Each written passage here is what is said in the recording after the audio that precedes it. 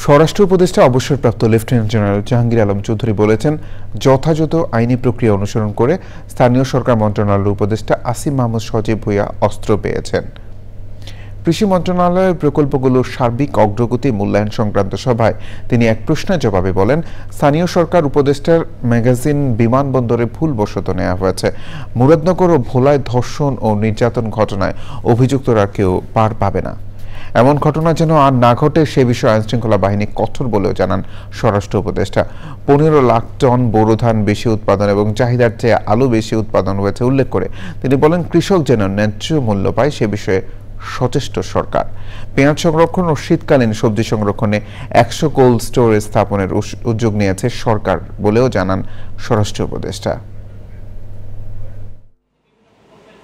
Licence প্রাপ্তির জন্য নির্ধারিত আয়কর পরিশোধের বাধ্যবাধকতা থাকবে না।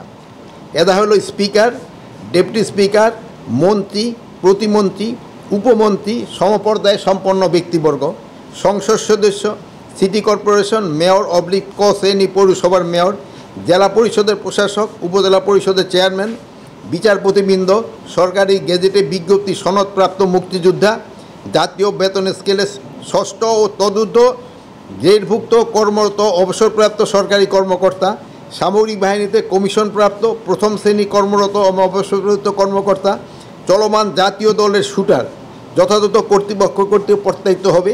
উপনুচ্ছেদে 32(1) এর ক, খ, গ, গ, ম যবর্ণিত ব্যক্তিদের ক্ষেত্রে বয়সের বাধ্যবাধকতাও থাকবে না।